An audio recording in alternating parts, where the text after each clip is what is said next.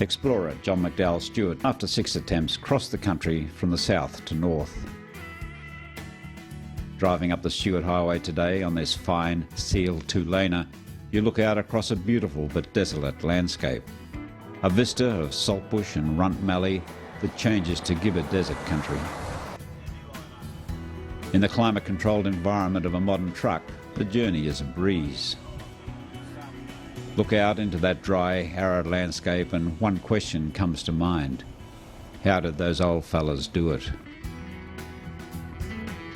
The highway today pretty much follows Stuart's tracks. I guess that's why it's called the Stuart Highway. This trip started out and ended as a road test of the latest Cat Truck, the CT630LS. The LS stands for Luxury Sleeper. It's powered by the Cat C15 engine, now upgraded to meet ADR 8003 or Euro 5 standards, more or less. With the truck fueled up, I wheel it out of a servo at Bolivar on Adelaide's northern side. On the 23rd of October in 1861, Stuart and his men left from a place near here and punched out through South Australia's pastoral lands. In 2012, we swing along, northbound with Adelaide Sunday traffic on the undulating pools, through the green expanses of South Australia's winter broadacre crops.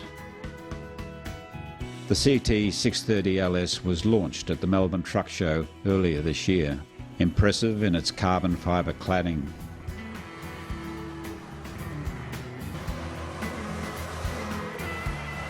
The road test was something of a production number, with a Cat Truck support vehicle and a crew of 3. General Manager of Sales and Marketing for Cat Trucks, Australia and New Zealand, Jeff Tyzak, National PR Manager Glenn Sharman, and contract driver Renee Buman. At a truck stop, Cat Truck's head honcho Jeff Tyzak had a chance to tell me a bit about the truck. Started life as one of the ADR 8002 vehicles we built back in 2010, and we decided that we wanted to put some work into a big luxury sleeper, the CT630LS. So our local engineers, we basically took one of our ADR 8002 trucks and we lifted the cab off, and we've got the new cab, the LS cabin, and we've dropped it on top of the frame. We've done all the chassis work required for that. And at the same time, we've done all the conversions for the ADR 8003 engine. So obviously,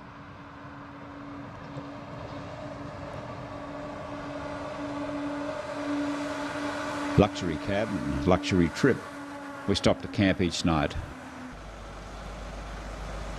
So head into Port Augusta for our first stop and unhook the trailers at the road train pad. Before daylight, we hook the trailers up once more.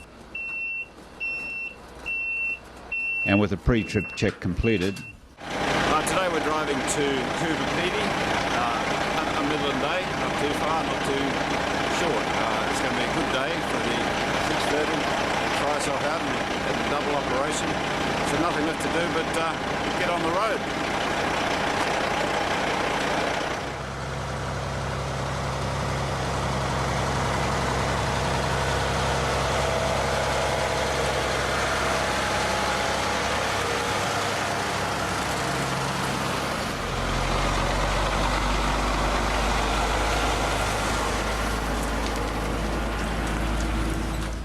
With the speed limit now increased to 100 kilometres an hour, the distance peels away beneath the Cat. As most people know, Caterpillar pulled their engines off the automotive or truck market some years ago. This led to an Australian joint venture between Caterpillar and US truck builder Navistar. But things have changed there too over the past year. NC Squared obviously was initially set up as a joint venture, so 50% owned by Caterpillar and 50% owned by Navistar. Then the decision was made that Navistar would buy Caterpillar's share of the business. So now we as NC Squared in Australia are a wholly owned, so 100% wholly owned subsidiary of Navistar in the US.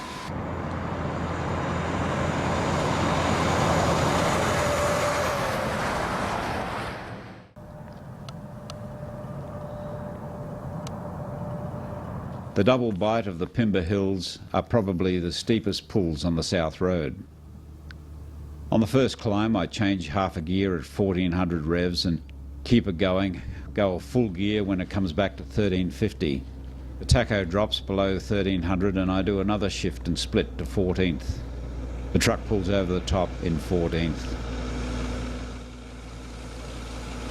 The second pull was the same. 14th gear, 79 tonnes, not bad. From the Pimba Hills is just a spit in the hollow into Spud's Roadhouse and time for a cuppa.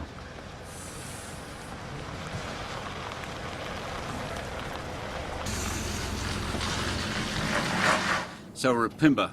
We've just had 150, 160k run up from Port Augusta, and I got to say at the outset it's a damn nice little truck to drive. How's the morning going? Nice coffee. Beautiful, beautiful sunshine, good company, good people, good country, lovely.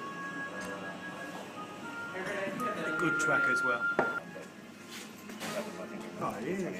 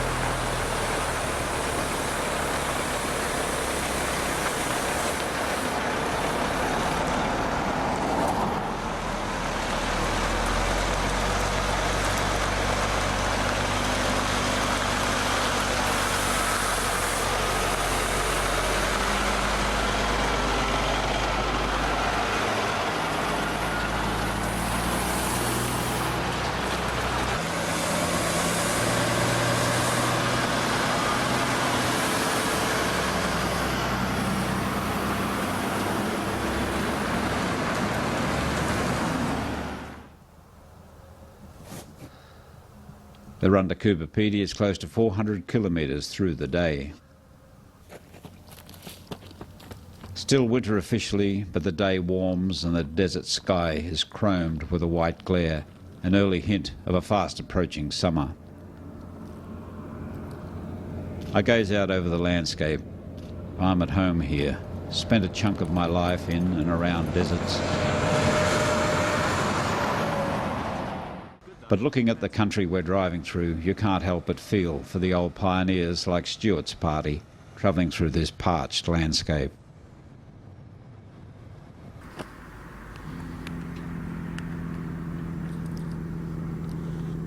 The sun dips towards the horizon as I turn the road train into Coober Pedy.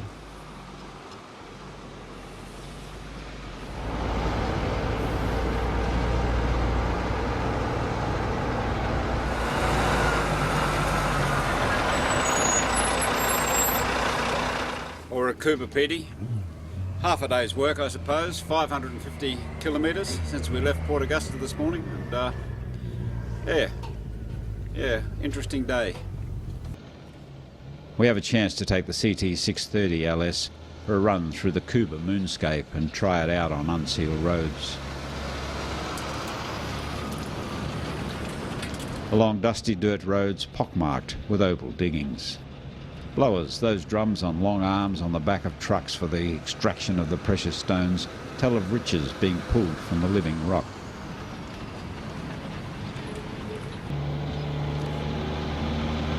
Pulling two trailers, the LS was at home in this strange place, where holes had been dug over and over, chasing elusive wealth and the chance of striking it big.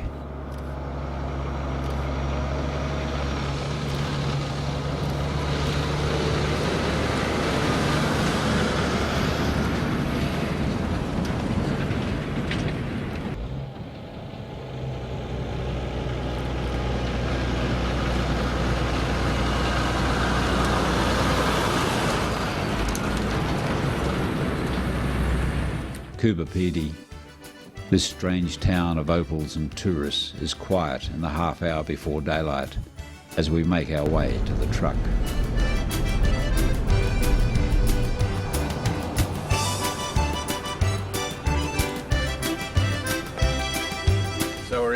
Coober Pedy, heading for Alice Springs today. It's a bit chilly down here. Breakfast at Cadney, looking forward to it.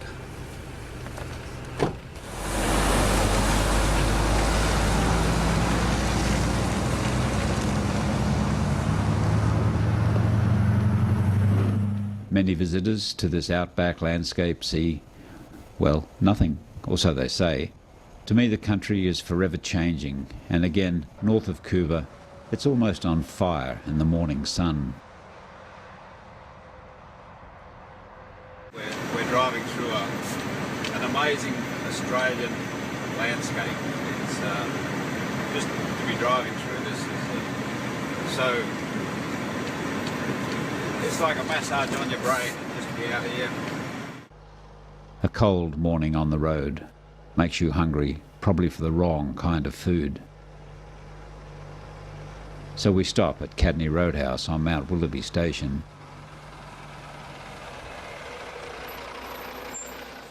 And with the Cat Truck's crew, we sample the best. Scrambled eggs? I think that's yeah. It's yours, Brewster?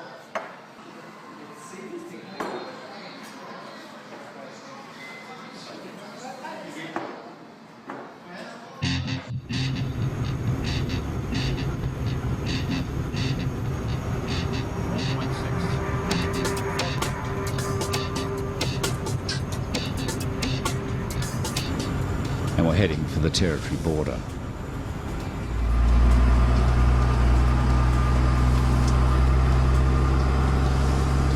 And now,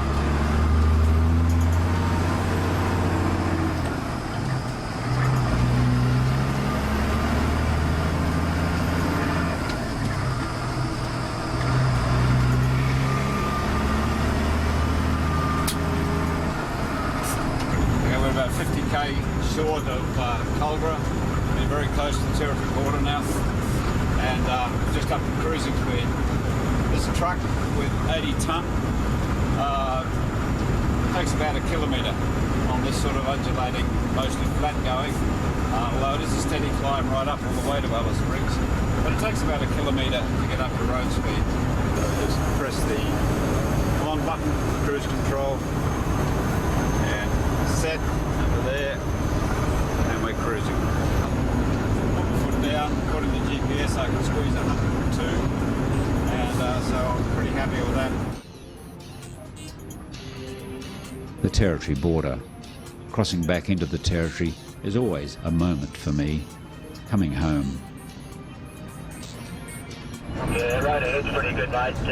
Still sped everything's pretty cool for a couple of hundred. Yeah, mate. Good run your way. It's a 4.6 metre wide load, no worries at all. I'll catch you later, eh? Have a good one.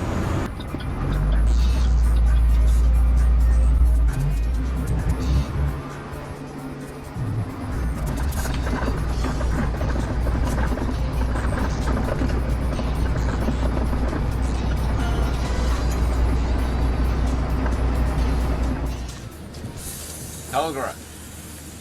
Lunchtime. Feels like we just had breakfast. Anyway, we'll have a look.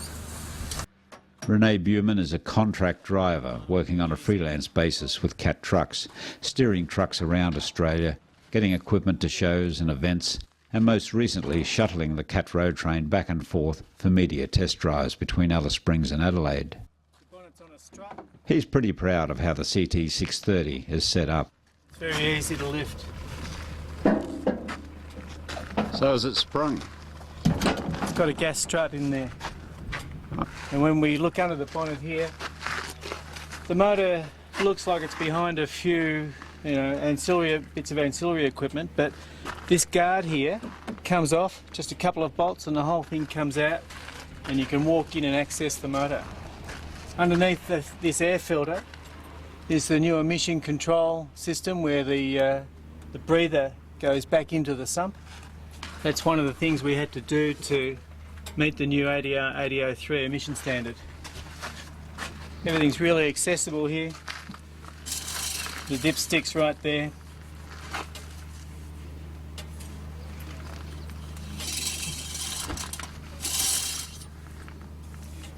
It's good.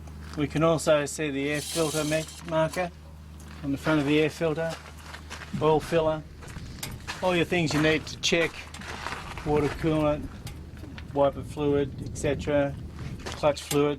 It's all very accessible. And again, this side, a couple of bolts, this whole guard comes off, and you can walk in and service the engine. Renee was involved with the certification of the C15. The main thing we had to do to meet the new emission standard is down the back of the truck.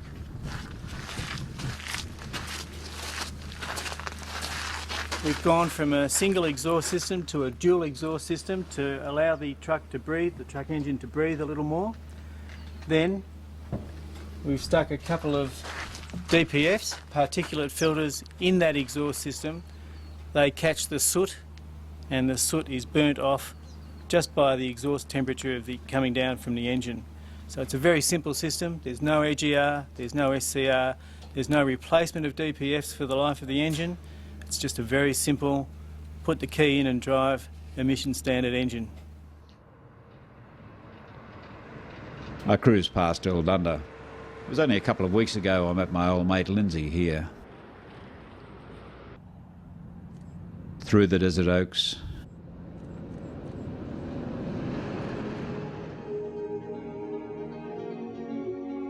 to me the landscape sings through here, a magnificent landscape. And it is a fine thing to think that, other than a thin strip of bitumen running through it, we can look out on a vista that has remained the same for perhaps thousands of years.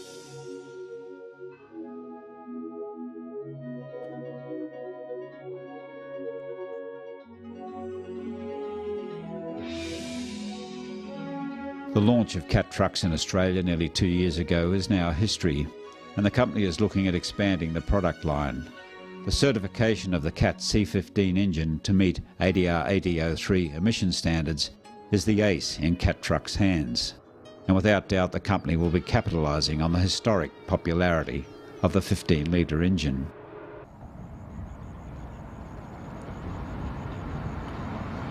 Across the Finke River, there's a bit of roadwork happening throughout the territory. Truck parking bays are being put in. There's a concern that these rest areas are heralding the imposition of logbooks for territory truckies.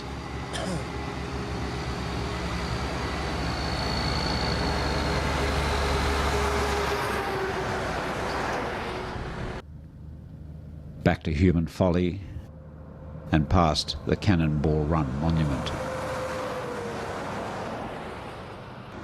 We run into the outliers of the McDonnell Ranges, through low hills and sweeping bends, and into Alice Springs, the end of the South Road, as we swing onto the road between the airport and town.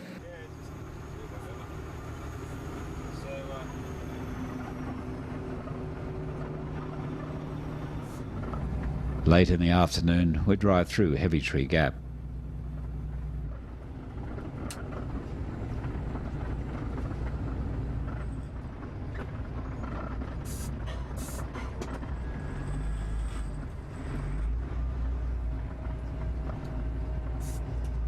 Around the roundabout,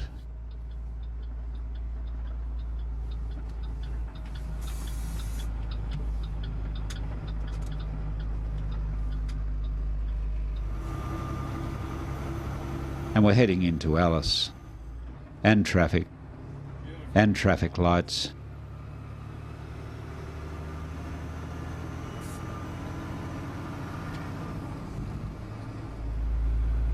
Past the joys of modern living, the fast food outlets. The traffic and lights are a bit of a shock after 3 days of crossing half a nation through the great Australian loneliness. Out through the racecourse area. Sure, oh yeah. I always have dings. Cost me thousands of dollars. And park up at the Shell truck stop on the northern side of town.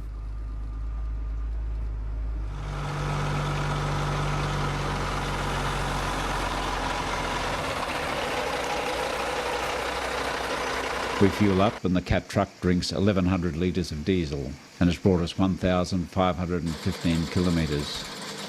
I drop the keys into Renee's hands. Great trip. He has to run the truck back to Melbourne, where apparently it will be pulled to pieces and analysed. The CT630LS was a prototype, and the Cat Trucks team is keen on making it right. For me, I'd have been very happy to keep going all the way to Darwin, as Stuart did on his 6th attempt. Today, a score or more of trucks leave Adelaide every day heading north along the Stuart Highway, following the tracks of Stuart. I'm sure most drivers occasionally look out across that desert landscape and perhaps, like me, think, how did he do it?